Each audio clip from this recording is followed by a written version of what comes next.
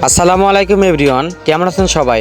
আশা করি সবাই অনেক অনেক ভালো আছেন। তো ইদানিং একটা প্রবলেম দেখা যাচ্ছে যে টিকটক ভিডিও ডাউনলোড করলে টিকটক ভিডিওর মধ্যে সে ওয়াটারমার্কটি থেকে যায়। তো আজকে আমি আপনাদের দেখাবো কিভাবে আপনারা টিকটক ভিডিও ডাউনলোড করবেন এবং সম্পূর্ণ ফ্রিতে কোনো ওয়াটারমার্ক আসবে না। আর আমি যে মাধ্যমটি আপনাদের দেখাবো এই মাধ্যমটি ফলো করলে আপনারা যদি টিকটক ভিডিও ডাউনলোড করে কোনো জায়গায় ছাড়েন তাহলে সেগুলো থেকে ভিউজ নিতে পারবেন। সেক্ষেত্রে কেউ বুঝতে পারবে না যে আপনি ভিডিওটা কোথা থেকে ডাউনলোড করেছেন। তো চলেন বেশি দেরি না করে আজকে ভিডিওটি শুরু করা যাক। টিকটক থেকে ওয়াটারমার্ক ছাড়া ভিডিও ডাউনলোড করার জন্য আপনারা টিকটক অ্যাপটি ওপেন করবেন।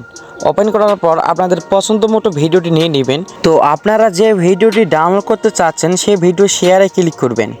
শেয়ারে ক্লিক করার পর এখানে কপি লিঙ্ক নামে অপশন আছে, সেখানে একবার ক্লিক করবেন। এরপর আপনারা আপনাদের ফোনের যে কোনো একটি ব্রাউজার সিলেক্ট করে নেবেন। তো আমি আমার কোন ব্রাউজারটি সিলেক্ট করে নিচ্ছি।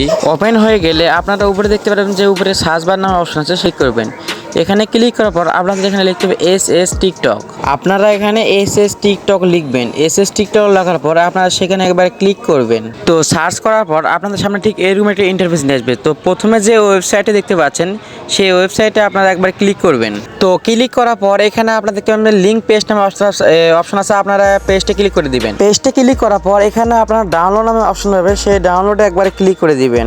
তো ডাউনলোডে ক্লিক করার পর আপনাদের সামনে ঠিক এরকম একটা ইন্টারফেস নিয়ে আসবে। তো এখানে দেখতে পাচ্ছেন উইদাউট ওয়াটারমার্ক, এখানে একবার ক্লিক করবেন। এখানে ক্লিক করার সাথে সাথে দেখতে পারবেন যে আপনার ভিডিওটি সরাসরি ডাউনলোড হয়ে লাগছে।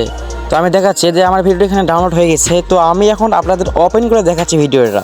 ওপেন করার পর এই কোনো ওয়াটারমার্ক নাই। এভাবে ভিডিও ডাউনলোড করলে আপনাদের ভিডিওতে কোনো ওয়াটারমার্ক থাকবে না।